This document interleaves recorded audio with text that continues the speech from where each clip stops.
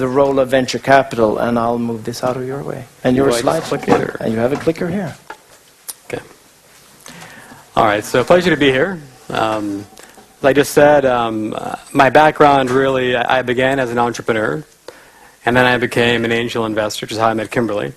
And then I became a venture capitalist, and I co-founded a fund. And the first comment I'll make about the role of venture capital is that it's really secondary. The primary actor in company formation is always the entrepreneur. And as an entrepreneur, I ended up gravitating to Silicon Valley because there were other things there like venture capital, which helps to enable what entrepreneurs do. So what is venture capital? I assume that we all have a pretty good idea. Basically, it's taking risks on very early companies that are highly liquid and trying to get them from an idea on a piece of paper into something that's real, that's going somewhere. Back when I was founding companies, and now as an investor, you always have to ask yourself, are you doing something real, or are you wasting your time? And I think there's no answer to that. I think you have to look in the mirror and kind of figure it out. But generally, if you can't get people around you allocating their resources to your idea, it's not a good idea. And to use Kimberly again as an example, she's got a whole host of people around her idea. And I've known Kimberly for a while, and I haven't actually heard her pitch, so I'm looking forward to hearing what the idea is about. But the fact that she's already got people around it, I think, is an interesting validation. I won't get into this too much. I'm going to kind of blast through some of these slides. But I will say that, top performers, the really best people, they have fun together. And building a company from scratch is extraordinarily hard.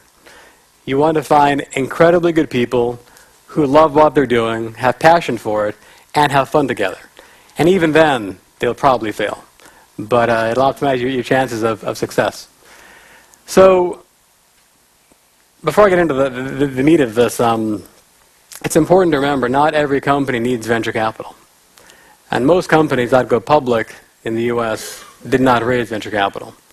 A good chunk did. Obviously, Facebook did, PayPal, eBay, Yahoo, Microsoft later on. But many didn't. And I became an angel investor and then a VC investor, initially through a company that did not raise venture capital. And I tried to raise venture capital. And I failed in raising venture capital. And we sold the company for $150 million. And we raised $200,000 from angels. I was not the founder. I was one of the guys who took over the company from the founder. But it's a reminder, VC, the role of VC, you should go after venture capital if you need that money to get from point A to point B, and it'll help you get there faster. So in our case, we were able to bootstrap our way into revenues and profits, and we kept betting the profits back into the company, and we bootstrapped our way up. So for those of you who are trying to start companies, I'm not sure what the culture here is in Sweden. This, by the way, is my second time in my life in Sweden. But in Silicon Valley, a lot of folks think they have to get venture capital. And I often caution the audience that think that through. Find mentors like Kimberly, or talk to guys like me who will help you understand if your company really is a fit. So I'm going to talk a bit about what VCs look for and mistakes made by founders. Then I'll have some Q&A. I won't read everything on this list, of course, but what are the big ones? I'll say large markets. I'll dwell on that for a bit. Lots of entrepreneurs think that their idea is the best idea. And when you dig into what the market is, how many people or entities will actually pay money for it, you can often figure out there's no market. And it is a lot of work to build a company. It's a lot of work for a small market. It's a lot of work for a big market. But for a small market, you're kind of wasting your time trying to raise venture capital. So something to bear in mind. And, This last bullet point, good chemistry. As an investor, when you're investing in a person, and by the way, it's normally not a person, it's normally a team, you want to feel that they're being transparent with you, that they can listen to you, that they're coachable. When I was an entrepreneur, I thought VCs really had no value to add on the board. And as a VC, I'm always kind of mindful about that. But I only want to invest in people where I feel that they're listening to what I have to say and that they're being very transparent about the risks.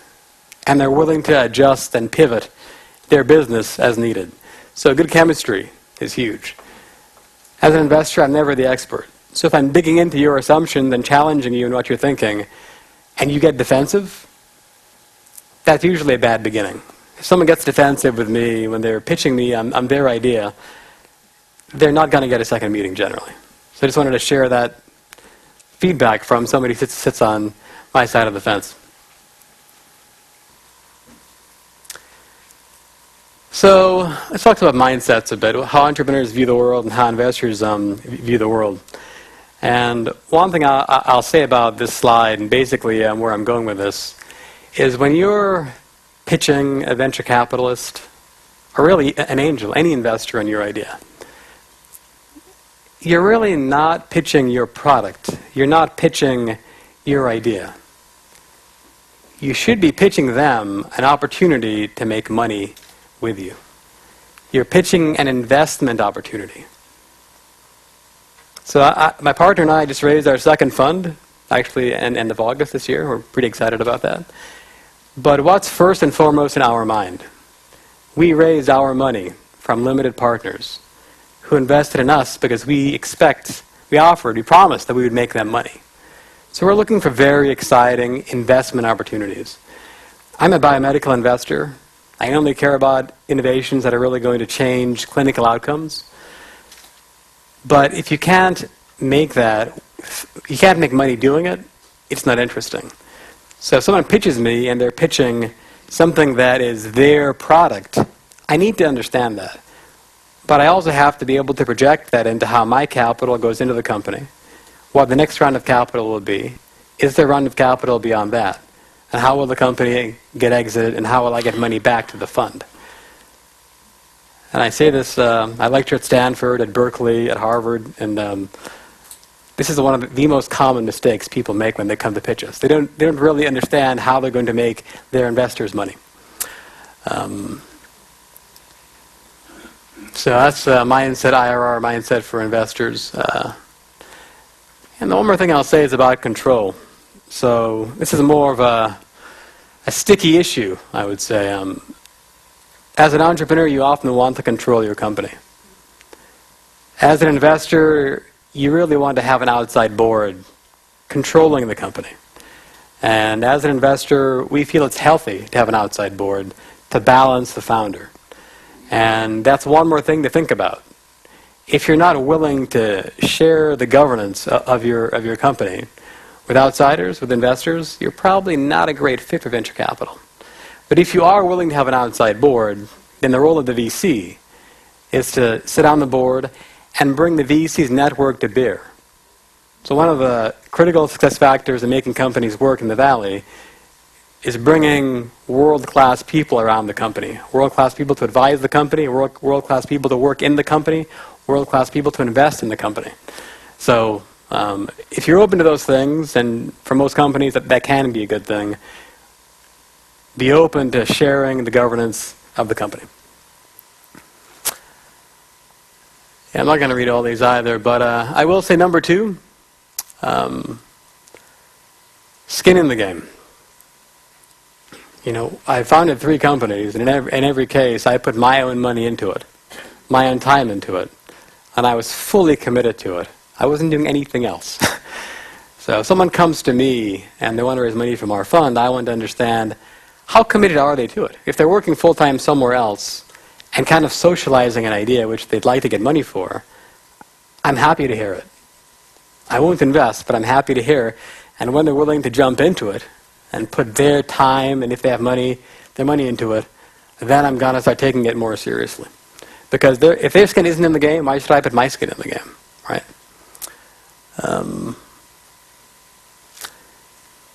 Yeah. Number 7, by the way, I would say is more unique to life sciences. I don't really understand internet investing, but I think paranoia makes more sense over there. But in my world, patents are huge. And investors cannot invest in a company without understanding what the intellectual property is going to be. And if you can't share it, then your IP is probably not that well constructed. So if you're paranoid coming to my fund, we're probably not going to take it too seriously. And by the way, number 9, if you come to an investor and say you have a milestone just around the corner, we're going to wait.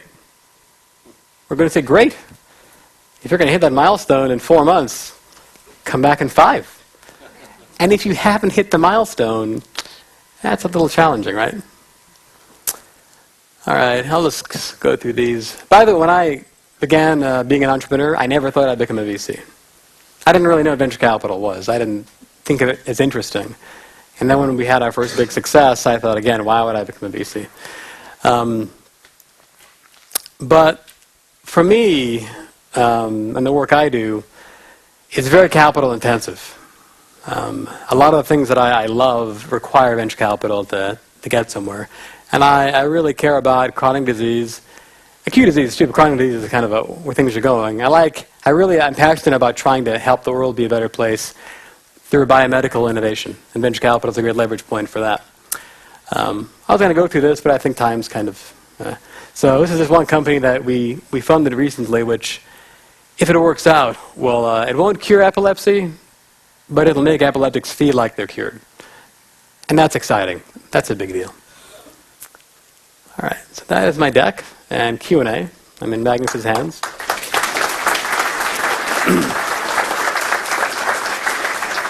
Thank you. Thank you, Andrew. Any questions? Yes, thank you, Andrew. Any questions? Yes, we have one down there. But before you get that question, what is so far the biggest mistake you made, and what did you learn from it? As an entrepreneur? Yes. And as a VC. So my first company as an entrepreneur really was the one that did so well. My second company was an aftermarket motorcycle play, which worked out well. But my third company was a lab automation company that was very capital intensive. Very small market. The company is still chugging away. It's profitable, but it's not growing. It may never exit. I wince. I cringe to say that. But I learned a lot. I learned a lot about market size. I'm the same guy, and I'm on the boards of companies now, and there's this notion that if you just get the right management in, it can solve the market problem. Generally not. If the market isn't there, very hard problem to solve. So that was a painful lesson. As an investor, time will tell. Yes, please. Hi, my name is Gunnar Lindberg. I work in the under-vegetation of the Swedish startup system. That means a lot of work for very little money. You've been addressing the small market. You talked about supply and demand. The thing is, when we do start companies in this country, especially in the internet sectors, we have to think globally immediately, of course. And that we have in common with, like, the Israel people, for example. So, no, you can't start anything that rely on consumers only in Sweden. That just doesn't work. But I think most people know that today. So please don't belittle us about that. Also, today, I would like to... I know this is a Swedish-US thing, but I really would like to benchmark the things we're doing in these countries with, for example, the things they're doing in Israel, in Singapore, and in the UK. Because I think both of our countries have a lot to learn about the amount of funds, but also the amount of red tape going on, if you compare those countries. Thank you. Well, thank you. And there were no real questions there. There's no question, but I will say one thing. When I say small market, it never occurred to me that the audience might take it as Sweden, because the small market problem is common everywhere, especially in the U.S. But you mentioned Israel, and the Israelis actually invite me to Israel every year, which is interesting. And for the work I do, Israel is actually one of the most interesting places to see innovation. I haven't found things to invest in Israel yet, but Israel for biomedical work it's fascinating. Any other question to... Yes, please, down there. Hi, my name is Emily Johansson, and I study at Karolinska Institutet. I was actually just wondering, at what stage of a research, when you're wanting to start up a biomedical company, should you come to a venture capitalist, and is there any difference between Sweden and the US? At what stage of the research you should start looking at that? So I'm no expert on Sweden, and I'm sorry for that, but I love hearing about ideas really at almost any stage. But things that I'll care about as an investor, they have to be ideas that are really ready for what I call the milestone phase, where they can begin showing proof of concept, and we can begin to think through how much capital this thing will take to move it through its paces from where it is now to proof in animals, to proof in humans, to getting to patients, right? And most university programs, university projects aren't really ready for prime time.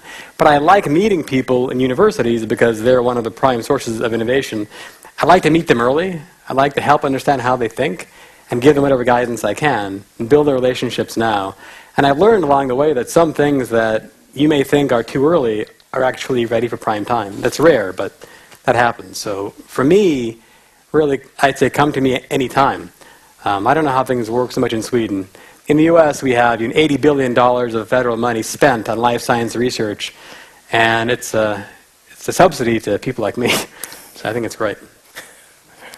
Well, thank you very much. We will see more of Andrew later. Thank you very much for now, Andrew.